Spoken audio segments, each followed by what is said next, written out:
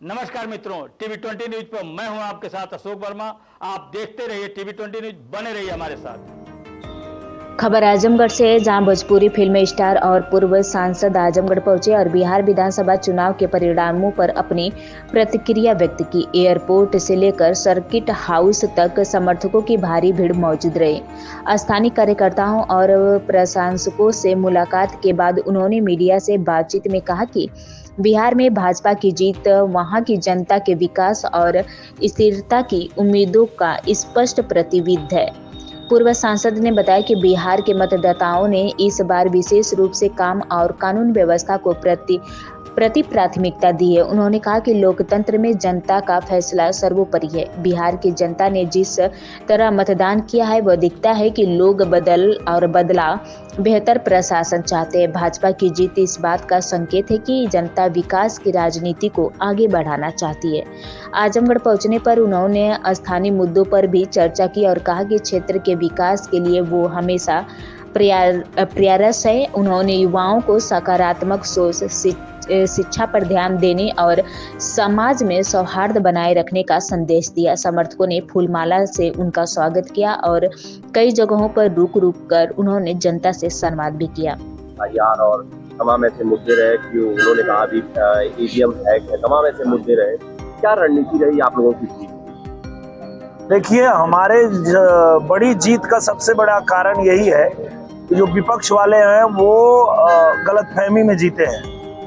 उनको लगता है कि ईवीएम खराब है, उनको लगता है कि ईवीएम खराब होता तो आजमगढ़ हम नहीं जीत जाते, वोट चोरी होता तो आजमगढ़ नहीं जीत लेते।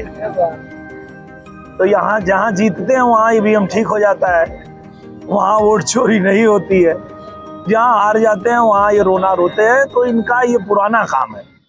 पर हम लोग भारतीय जनता पार्टी और एनडीए के लोग जो हैं वो धरातल पे काम करने में विश्वास करते हैं, जनता के बीच रहने में विश्वास करते हैं और जनता की जो भी समस्याएं हैं उस पे काम करते हैं। और यही कारण है कि बिहार में भी एनडीए सरकार ने इस तरह से काम किया।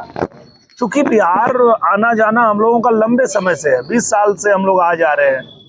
तो हमने पहले भी बिहार देखा था, लेकिन एनडीए सरकार बनने के बाद जिस तरह बिहार में परिवर्तन हुआ, बिहार ने तरक्की किया, उसी की देन है कि बिहार के जो लोग हैं उन्होंने नीतीश कुमार जी और हमारे प्रधानमंत्री नरेंद्र मोदी जी के ऊपर भरोसा फिर से किया है और बिहार रफ्तार पकड़ा है, रफ्तार पकड़ेगा। रोहिणी आचार्य अपने परिवार से अलग हो गई और लगातार ये कह रहे हैं परिवार अब मेरा नहीं है, उससे देखिए, ये तो दुखद है क्योंकि राजनीति अपनी जगह पे है, पर किसी भी परिवार में इस तरह की चीजें होती है तो वो हमको दुखित करता है, आपको सबको दुखित करता है। तो परिवार के जो मुद्दे हैं उनको जितना जल्दी हो सुलझा लेना चाहिए, क्योंकि राजनीति तो ठीक है पर परिवार तो परिवार है। अपनी माँ, अपनी बहन, अपना भाई, अपना पिता, अगर परिवार ही नहीं है साथ में तो राजनीति करके क्या कर लेंगे। तो मुझे लगता है उसका तो मुझे भी खेद है, दुख है, क्योंकि मैं उस परिवार से भी जुड़ा हुआ हूँ। मैं आदरणीय लालू जी से भी आशीर्वाद लेता रहता हूँ जब भी उनसे मिलता हूँ। तो मैं तो यही चाहूँगा कि परिवार जल्दी से जल्दी अपने जो भी उनके बीच अनबन है उसको सुलझा लें, यही मैं चाहूँगा। यूपी में अखिलेश यादव जी 21 बार रैलियां किए बिहार में और फिर भी वो एक प्रत्याशी खेसारी लाल यादव जिनको काफी उन्होंने समर्थन दिया था, हार गए। उस पर क्या कहना चाहेंगे चुनाव? देखिए, जिस तरह से खेसारी लाल हारे हैं उसी तरह से यहाँ अखिलेश यादव भी हारेंगे। उसका कारण भी है कि खेसारी लाल यादव अच्छे कलाकार हैं, पर उनके हारने का कारण है कि वो राम मंदिर के विरोध में थे, जिसको जनता ने बिल्कुल स्वीकार नहीं किया। जनता ने कहा कि नहीं, राम मंदिर है यूपी में, उससे कुछ लेना देना उस चुनाव का नहीं था। लेकिन वो बिना वजह, हम बार बार उनको समझा रहे थे, हम कोशिश कर रहे थे कि रुक जाओ भैया, मत बोलो, वो विषय नहीं है, बिहार चुनाव का वो मुद्दा नहीं है, क्यों उसमें पड़ रहे हो। पर मेरे भाई ने वो समझा नहीं। ठीक वही हाल है हमारे यहाँ यूपी में अखिलेश यादव जी का। कभी वो, जैसे आज हम भंवरनाथ मंदिर में हैं, हम पूजा कर रहे हैं, सारी दुनिया एक तरफ, हमारा धर्म एक तरफ, हमारी पूजा पद्धति, हमारी आस्था एक तरफ। पर अगर अखिलेश यादव से पूछेंगे तो उनके लिए सिर्फ एक पत्थर है, हमारे लिए प्रभु हैं पर उनके लिए पत्थर है। तो उनका भी हाल वही होगा जो खेसारी लाल का हुआ है। खेसारी लाल यादव ने कहा अब मेरा कैरियर 5 साल पीछे चला गया है। ये जो कलाकार का एक कैरियर होता है, क्या इससे कुछ कहना चाहेंगे आप? तो ये तो पहले सोचना चाहिए ना, राजनीति में आने से पहले सोचना चाहिए। देखिए, कलाकार हम लोग हैं, वो अपने परिवार के लिए या हम अपने परिवार के लिए अपना कोई काम करते हैं, किसी भी क्षेत्र में काम करते हैं, वो अलग विषय है। राजनीति में जब आते हैं तो हम समाज के लिए आते हैं, समाज की सेवा के लिए आते हैं।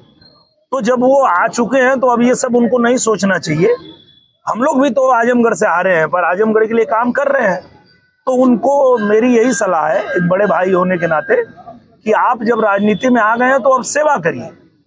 आपने ही कहा कि आप विधायक बनने नहीं आए थे, आप सेवा करने आए थे, तो सेवा करिए, क्या चिंता है। हम नहीं सांसद सेवा कर रहे हैं आजमगढ़ की, आजमगढ़ में बैठे हैं, आजमगढ़ में रिंग रोड बनवा रहे हैं, आजमगढ़ में नई रेल लेके आए हैं, आजमगढ़ की नई रेलवे लाइन पे काम करवा रहे हैं।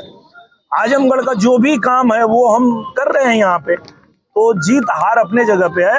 अगर आपकी नीयत है सेवा करने की तो आप करिए, और उनको सेवा करना चाहिए। आजमगढ़ में जैसे हम लोग कर रहे हैं वैसे उनको छपरा में करना चाहिए।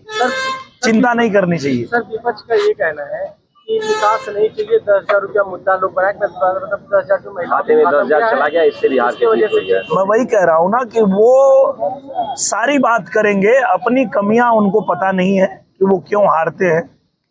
उसी बिहार में आप जाएंगे तो पहले जो इनका